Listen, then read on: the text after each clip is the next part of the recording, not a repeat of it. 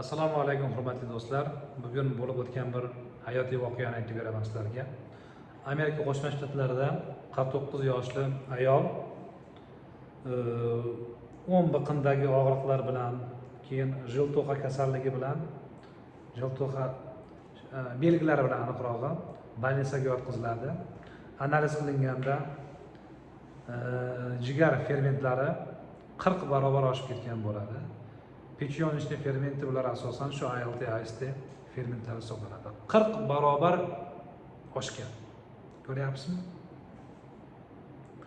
Savol javob qilinadi. Narkotik chekmagan, gepatit kasalligi mavjud emas, yo'q, ya'ni aroq ichmaydi. Keyin ma'lum bo'ldiki, bu odam, bu 49 yoshli ayol uzoq muddat mobaynida kurkuma ichib yurgan. Kurkumaning tarkibida esa piperen moddasi bo'lgan va bu piperen moddasi qora qalampirdan olinadigan bir mahsulot. Bu piperen moddasi esa kurkumani so'rilishini kuchaytirgan. Ya'ni kurkumani organizmga ta'sirini kuchaytirgan. Buning natijasida yuqorida aytgan shikoyatlar bezovta qilgan. Endi qaranglar-da, Amerikada 11 million inson, amerikalik inson kurkuma ichib yurgan. Tushunyapsizmi? Misol, bu degani shuki, mana bugun dekabr oyi, shu bugun 5-dekabr. Shu kuni 11 million amerikalik kurkuma ichdi. Bu BAT hisoblanadi. Biologически активный добавка, biologik aktiv qo'shimcha. Azizlar, biologik aktiv qo'shimchalarda испытание bo'lmaydi. Ya'ni bu dorilar, bu mahsulotlar aniqrog'i как ovqat sotiladi. Dori sifatida sotilmaydi. Dori sifatida sotilmadimi? Turli xil tekshiruvlardan, turli xil tajribalardan o'tmagan bo'ladi.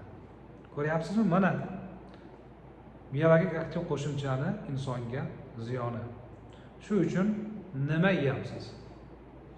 Nega yeyapsiz? Qancha yeyapsiz?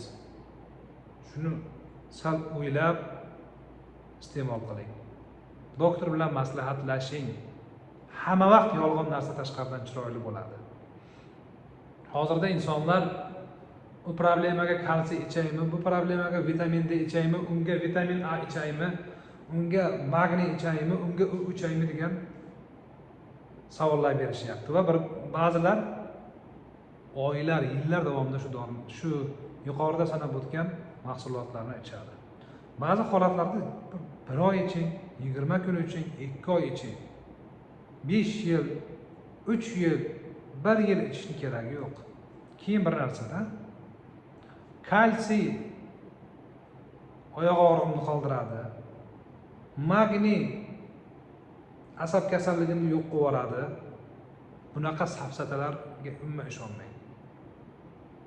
Tushunarlimi? Ishonmang.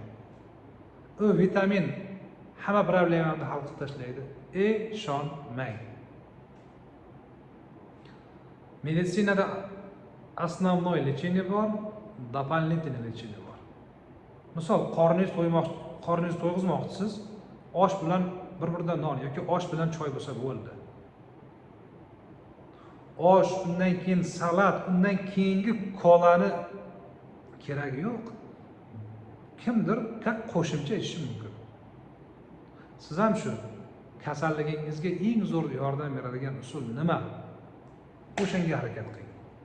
Belingiz og'riyaptimi? Tashxis qo'yib, vaqtida ba'zi bir dorilar ichib, keyin gimnastika. Tamom. Turli xil apparat mayra yoki asossiz blokada falon vitamin keragi yo'q. Mana kurkuma misolida tushuntirdim. Xulosa o'zingizdan. Rahmat.